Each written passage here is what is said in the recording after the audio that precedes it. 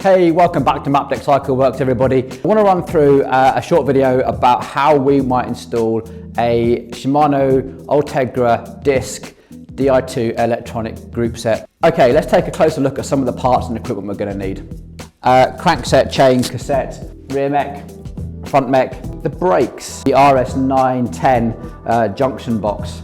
So this tiny little thing here, our standard junction B, Bluetooth inline adapter as well. Also have the battery, so many cables. And this is a Y cable. We can split into 3 directions. This is gonna really help with that stealth installation where we're gonna try and hide everything. Okay, let's take a closer look at this frame and see some of the pitfalls that we might come across when we're installing this Di2 group set. We're looking for a super stealth installation. We don't want to see any of the Di2 cables if we can possibly avoid it. So we've selected a Di2 compatible handlebar. And what we can do is get the Di2 cable that needs to run down to the batteries and the mechs to follow that, and we're going to put it inside some heat shrink. So all you're going to see is one black, nice tidy line of heat shrink and brake cable. To do that, our little junction box, remember this little thing? We're going to put this into the left-hand handlebar, and remember our little Bluetooth module as well. We're going to try and hide that also inside the handlebars. And we're going to wrap that up in some bubble wrap. Now this is where that Y cable is going to come really handy, because we can now use this to run that cable through the handlebars and connect everything up inside the handlebars, so that the only cable that we're going to see is one cable that we're going to put around in shrink wrap.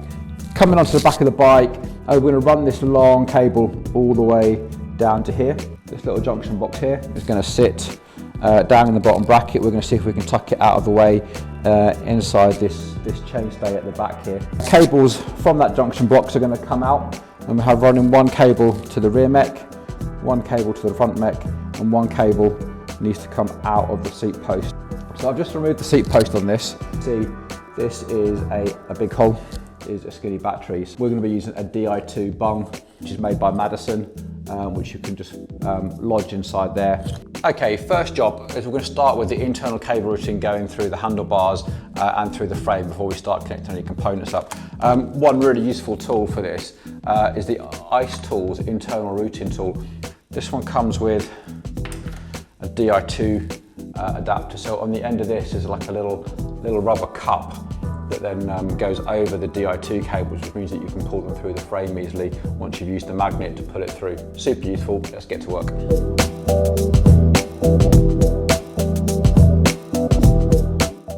Okay, so before we put all this inside the frame, it's always nice to connect things up and just map out where everything is going to go. So I just thought I'd talk you guys through what's going on here. So first of all, the right-hand shifter.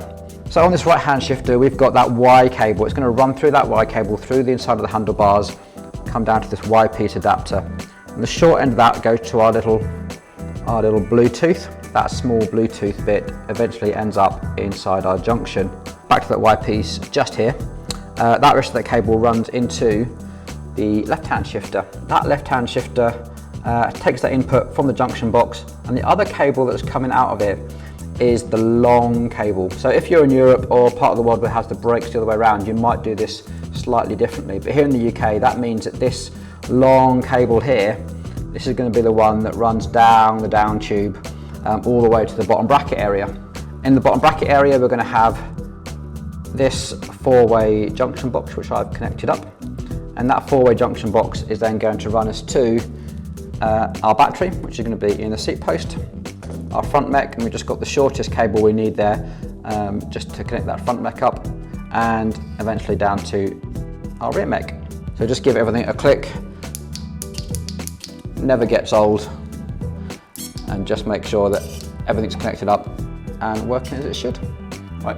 Whenever you're working with Di2, I always suggest using the little tool that Shimano provide. Those cables are expensive and they're super fragile. So on one end you've got a little extractor to help pull them out so you're not pulling the cables, and on the other end it's like a little push tool so you can push them back in without damaging the cable as well. So make sure you're using one of these.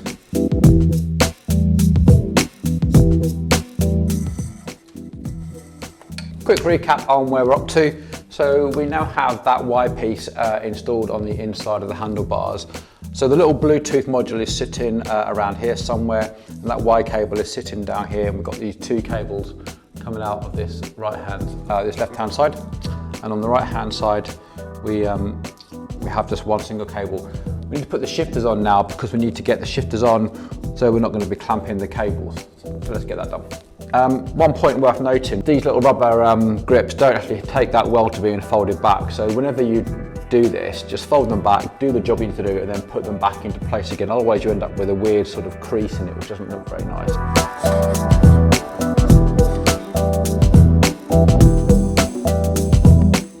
That's in the right position. Again, just nipped up, not super tight at the moment. We're just using this for positioning the left-hand lever. So now what we need to do is get these little cables here routed through that hole so that we can then run them up and into the shifter.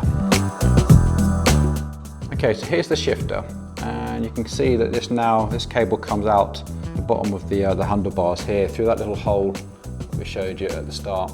With this now, what we can do, we're going to wrap this up here and then connect it up to the shifter. So this little part of the cable is actually going to be on the outside of the handlebar, and we're going to hold that in place with electrical tape to make it nice and smooth so the rider would never even notice it was there. We're going to connect to our little charging port and junction box here. Let's just take our little tool and connect that up, and we know that it's there, it's safe, and it is out of the way. Right, first up, let's get this big main cable routed. So on this side, this is the cable that's going to be running the brake cable down, and our electric cables.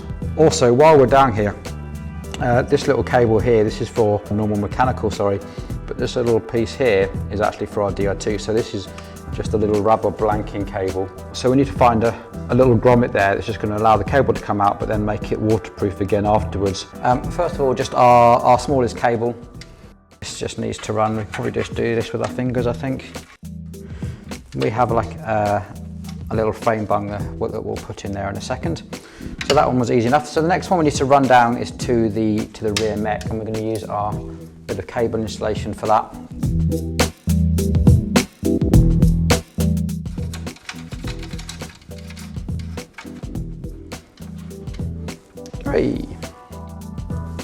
Let's get a junction box on the end of this. You guys can slowly start to see what's occurring. Two cables in. Now we need the seat tube and the down tube one to come. So that is now everything connected up down here. So we have our four-way junction box, front mech, rear mech, battery, and up the down tube, which should eventually go up to our shifter. All we're going to do here is just to stuff it with an elastic band around here into this little bit by the chainstay, so it's out of the way, it's got less chance of rattling. Okay, so our next job is to do a little bit of sound deadening protection on this. We also need to get a seat post bung sorted, and then we can get it into the bike stand and start routing the disc brake hoses. We have all the Di2 cabling done now, and come back to you when we'll start ready to tape things up and do the concealing of parts, so you guys get to see in close up how we're going to make this into a beautiful stealth build where you can't see any of those cables. Check back in soon.